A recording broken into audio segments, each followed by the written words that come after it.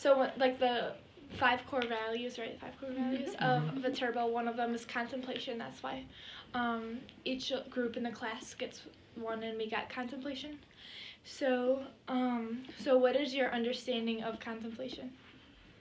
For me, it'd be concentration on a spiritual, concentration on spiritual ground. Everybody has what they call a ground of being, and you concentrate on that particular ground from which you take all your energy. So for me, it's different for other people. I get my energy from the scripture. And it's just something that you learn as you grow older, that you read the same stories and you know, what's the big deal with the stuff on, but now I'm starting to get different insights into it. And it's concentration, and not only concentration, but it's repetition of the same story in a different value. So concentration on one's personal ground of being. All right. Something like that. Why are people drawn to contemplative prayer? Why are they drawn to contemplative prayer? I think because everybody has a spiritual ground of being, and everybody's searching.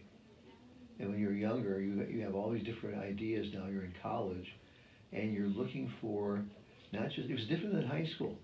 And now you're looking towards your future life. High school was like, for me, it was fun. And I'll do that later. You know, I'll get more serious later. But now I think people are concerned about the future, and I think in order to make a good decision, you know, concentration really is the secret to success. I think that was a principle back in the '60s. They called it cybernetics. I know you never heard of it, but the whole thing that they kept on stressing in cybernetics was concentration is the secret of success. When you think about it, it makes a lot of sense. So now, if you really want to pass that test, you got to hit the books. You got to shut the TV, put the pizza away, and that's how you get success. So I think people are drawn to it because I think they want to succeed. I'll just stop there. Succeed in different ways and paths. Okay. Do you think that like having like a contemplative view or like trying to be more contemplative is hard or difficult for people? No, it's probably more natural than you think. You know, think about when you walk, you're by yourself. This morning, I went for a run. It was like 5:30, it's still dark. And I was on Main Street in Onalaska, and I went down this path, and I was thinking to myself, what's this going to be like? Well, I see the path. It's completely, I mean, next week it'll change. We're changing our time now on Sunday. But as I went onto the path, I realized there was a certain, why is it not difficult? Because when you get into a situation, you realize you have solitude, and solitude, not loneliness, solitude feels pretty good. Sometimes you just have to think things out. And nobody wants to be lonely. That's a horrible feeling. But solitude's different. When you just have to you need quiet time. So what do? You contemplate. It's very natural. And you'll find ways of doing it. Our society is very loud. It's very, you know, with our cell phones, we're constantly being distracted. It'd be interesting to see when you all get into your 50s and 60s, what you're going to be like, because first of all, I'm wondering if there's going to be a problem with posture, because everyone's like this right now. We never had that. I was on the train going to Chicago called Amtrak. I went to the club car where they have all the glass. You could, on one side were all college age kids, and they were all on their phones or iPads. On the other side were Amish kids, the same age, and they were talking to each other. And I said, what's wrong with this picture?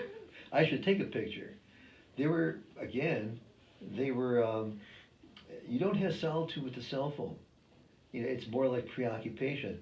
And you have to free yourself to have an opportunity to think, and once you have that opportunity, you are attracted to it more. St. Catherine would say, the more I seek, the more I find. But the more I find, the more I seek. So once you get this experience, as you grow older, you all get married, have children, believe me, you're going to need your solitude, you know.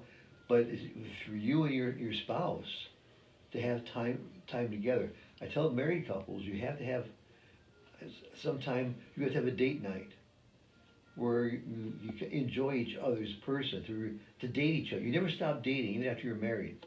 And I think it's all because of a natural inclination to contemplation. Did I answer the question? I hope I did. I think so. You can record it in this Yeah, thing. Make something up.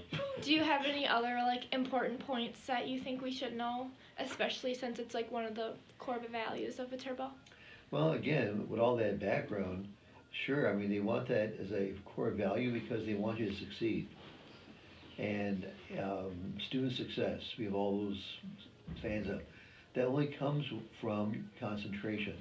And concentration is an effect of contemplation. So being able to, and contemplation is not, can be a little scary.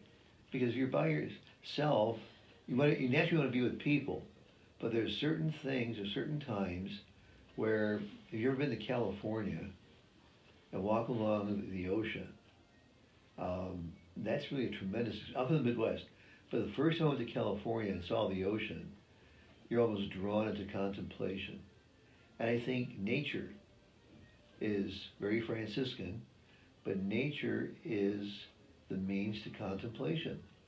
And St. Thomas even said that, yes, if you had no catechism, if you had no type of a Sunday school or a minister or a priest or a rabbi, whoever is your church figure, you can detect the existence of God through creation. Because we have to figure out, think of the most beautiful thing you ever saw in creation. Maybe a bird or an eagle flying, or maybe an ocean, or maybe a flower. Sunrises and sunsets do it for me too. Then you get yourself thinking, how does this work? Why is it like clockwork? It just comes and goes. That's contemplation. So contemplation basically is reflection or concentration on one's ground of being. And your ground of being is that which gives you energy, that which you know is your footing. And for many people, it's God. But then I ask people, what does God mean for you? Is he just the person that you hear about, or is it somebody that's very real in the faces of people? You can see the face of God. But it's, and especially with service, stewardship, integrity, hospitality. It all stems from having a good ground of being. And a lot of us are working at it yet, because none of us have a perfect, family life or home life. We all have our problems, and I beg your pardon, I didn't promise you a rose garden, but God gives you whatever you have now, and He gives you lemons to make lemonade.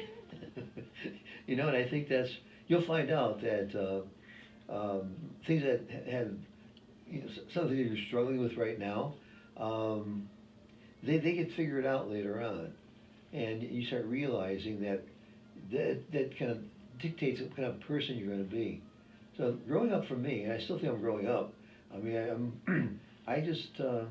I'm excited about, let's see what I've always done. I'm a runner, and runners are very good contemplatives in a certain sense, because when I run, I have solitude.